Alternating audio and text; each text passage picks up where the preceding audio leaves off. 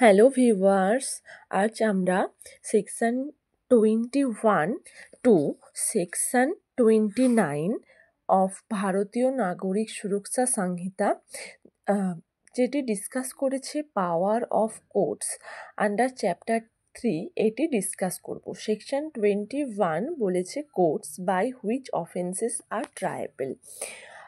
বিভিন্ন কোর্টের কাছে পাওয়ার রয়েছে separate types of offence trial করার। একটি কোর্ট সব ধরনের অফেন্স ট্রাই করতে পারে না। তো কোন কোর্ট কী ধরনের অফেন্স ট্রাই করতে পারে সেটি ডিসকাস করা আছে সেকশন 21-এ। এটি ক্লজ এ বলেছে যদি ভারতীয় ন্যায় সংহিতার আন্ডারে কোনো অফেন্স হয় তখন সেই অফেন্সটি ট্রাই করা হবে হাইকোর্টে বা কোর্ট অফ সেশনে বা অন্য কোনো আদার কোর্টে যেটি ফার্স্ট শিডিউলে মেনশন করা আছে।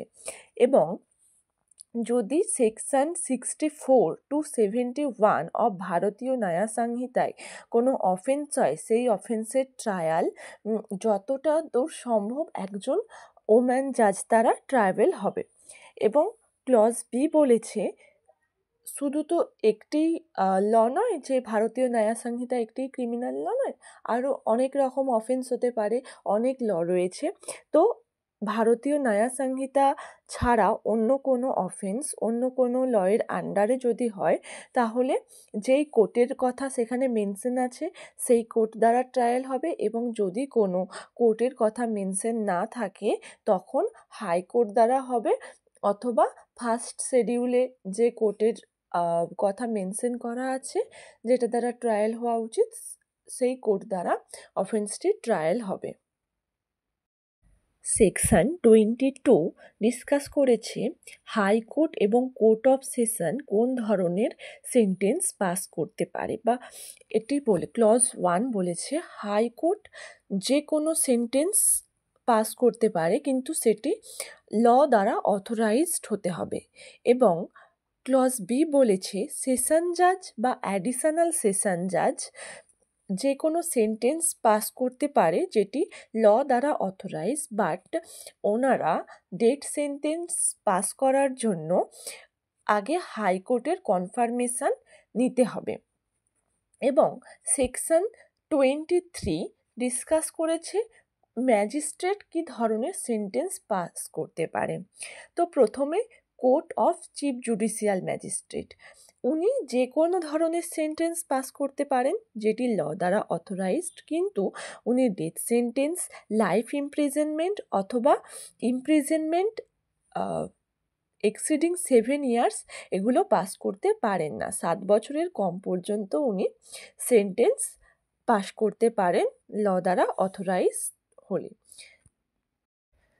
সাবসেকশন 2 বলেছে court of magistrate of first class উনি যে কোনো ধরনের সেন্টেন্স পাস করতে পারেন যেটি ল দ্বারা অথরাইজড, কিন্তু উনি পারেন না ইমপ্রিজনমেন্ট 3 বছরের বেশি দিতে, ফাইন 50,000 টাকার বেশি দিতে, দুটোই দিতে পারেন একসাথে, অথবা কমিউনিটি সার্ভিস করাতে পারেন। কমিউনিটি সার্ভিস হচ্ছে এমন একটি কাজ যেটি কোর্ট কনভিক্ট পারসনকে অর্ডার করতে পারে পারফর্ম করার জন্য একটা পানিশমেন্ট হিসেবে, যেটা কমিউনিটিকে বেনিফিটস করবে এবং তিনি কনভিক্ট পারসন কোনো রেমুনারেশন পাবে না ওই কাজের জন্য।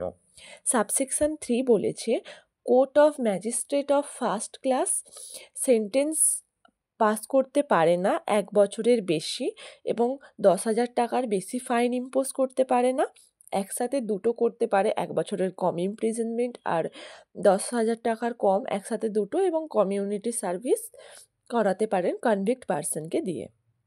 সেকশন 24 বলেছে যে কোনো একজন কনভিক্ট পারসন সে যদি ফাইন দিতে না পারে তখন তার কীরকম ইমপ্রিজনমেন্ট হবে, ইমপ্রিজনমেন্টের ডিউরেশন কতটা হবে এটি ডিসকাস করেছে।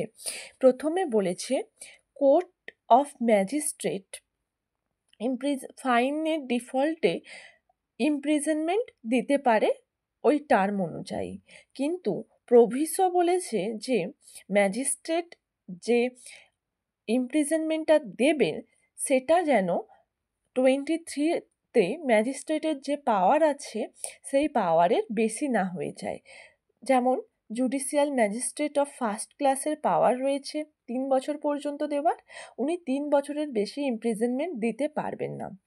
কিন্তু ক্লজ বি বলেছে যখন ইমপ্রিজনমেন্টটা দেওয়া হচ্ছে ডিফল্ট অফ ফাইনের জন্য সাবস্টেন্সিভ সেন্টেন্স হিসেবে, তখন সেটি ইমপ্রিজনমেন্টের যে টার্ম তার থেকে 1/4 বেশি হবে না।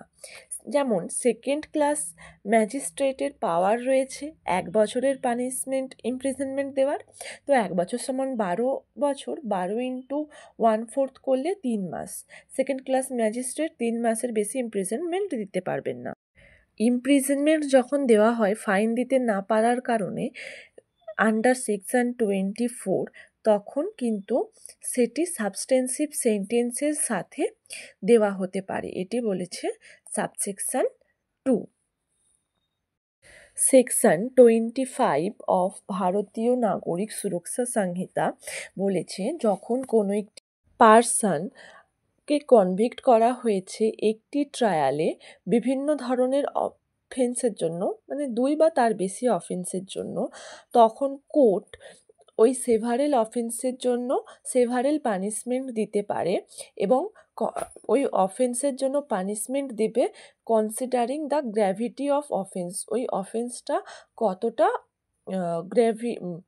মারাত্মক সেটি হিসেবে। এটি দিতে পারে কনকারেন্টলি, মানে একই সাথে হয়তো 1 বছরের একটা অফেন্সের পানিশমেন্ট ছিল আর একটা ছিল 6 মাসের, তো দুটোকে কনকারেন্ট দিলে যখনই 1 বছর শেষ হবে তখন 1 বছরের সাথে ওই 6 মাসটাও শেষ হয়ে যাবে। সেটা হচ্ছে কনকারেন্টলি, আর কনসিকিউটিভলি মানে 1 বছর প্লাস আবার 6 মান্থ, সেটা হচ্ছে কনসিকুয়েন্টলি। যে কোনো দুইভাবে একভাবে দিতে পারে। এবং কনসিকিউটিভ সেন্টেন্সের ক্ষেত্রে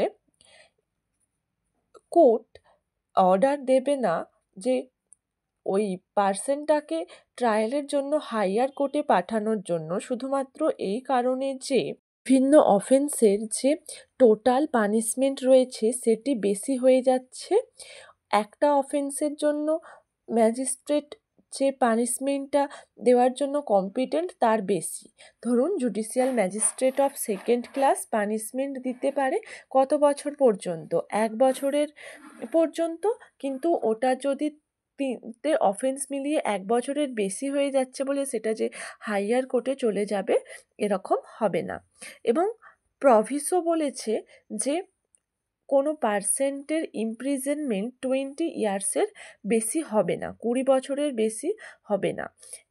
total number of punishment exceed করবে না যতদূর পর্যন্ত ওই কোর্টটা কম্পিটেন্ট পানিশমেন্ট দেওয়ার তার 2 গুণ বেশি হবে না। ধরুন judicial magistrate of first class punishment দিতে পারে 3 বছর পর্যন্ত, তো জুডিশিয়াল ম্যাজিস্ট্রেট অফ ফার্স্ট ক্লাসের ওই অ্যাগ্রেগেট অ্যামাউন্ট অফ পানিশমেন্ট 6 বছরের বেশি হবে না, 3 দুগুণে 6 বছরের বেশি হবে না।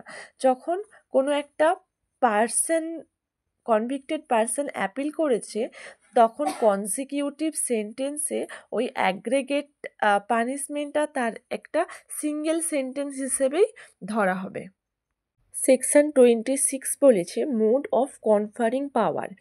কোনো একটা ম্যাজিস্ট্রেটের কাছে যে পাওয়ার রয়েছে সেই পাওয়ারের বেশি পাওয়ার বা কোনো একটা অ্যাডিশনাল পাওয়ার দেওয়ার ক্ষমতা কার কাছে রয়েছে? হাইকোর্ট বা স্টেট গভর্নমেন্টের কাছে।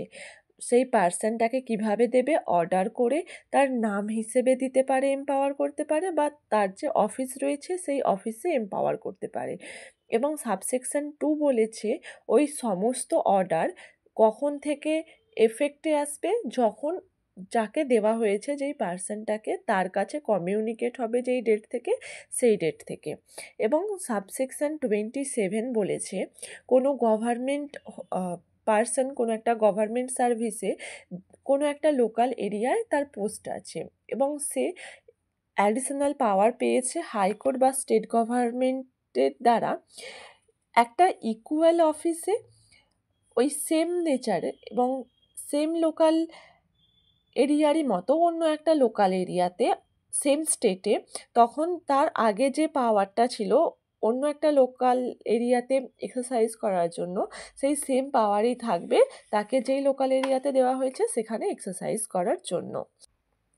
সেকশন 28 বলেছে পাওয়ার যে কনফার করা হয়েছিল সেই পাওয়ারটা কিন্তু উইথড্র করা হতে পারে, এবং সেই পাওয়ারটা উইথড্র করতে কে পারে? হাইকোর্ট বা স্টেট গভর্নমেন্ট, সব পাওয়ারগুলো বা কোনো একটা পাওয়ার। এবং সেটি কিভাবে করতে পারে? ওই পাওয়ারটা কনফার করতে পারে অন্য কোনো পার্সনকে বা অন্য কোনো অফিসারকে, সে যার থেকে সাবঅর্ডিনেট। এবং সাবসেকশন 2 বলেছে চিফ জুডিশিয়াল ম্যাজিস্ট্রেট এবং ডিস্ট্রিক্ট ম্যাজিস্ট্রেটকে যে পাওয়ার দিয়েছিল, ডিস্ট্রিক্ট ম্যাজিস্ট্রেট যে পাওয়ার দিয়েছিল সেটা ওই দুজন রেসপেক্টিভলি চিফ জুডিশিয়াল ম্যাজিস্ট্রেটের দেওয়া পাওয়ার চিফ জুডিশিয়াল ম্যাজিস্ট্রেট উইথড্র করতে পারে, এবং ডিস্ট্রিক্ট ম্যাজিস্ট্রেটের দেওয়া পাওয়ার ডিস্ট্রিক্ট ম্যাজিস্ট্রেট উইথড্র করতে পারে। সেকশন 29 বলেছে জাজ এবং ম্যাজিস্ট্রেটের পাওয়ার সাকসেসর অন অফিস কিভাবে এক্সারসাইজ করবে। এটি বলেছে যে জাজ বা ম্যাজিস্ট্রেটের পাওয়ার তার সাকসেসর অফ অফিস দ্বারা পারফর্ম করা হবে, এবং যখন সেখানে একটি ডাউট রয়েছে কে সাকসেসর অফ অফিস হবে, সেটি সেশন জাজ ঠিক করবে অর্ডার দ্বারা।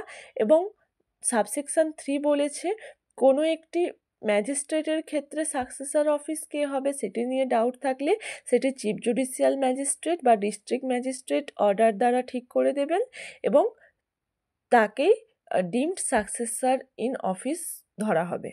তো যদি এই ভিডিওটি আপনাদের হেল্পফুল মনে হয় তাহলে দয়া করে একটি লাইক করে দেবেন, এবং ভিডিওটি কেমন লাগলো আমাকে কমেন্টে জানাবেন। সাবস্ক্রাইব করে পাশে থাকবেন। ধন্যবাদ।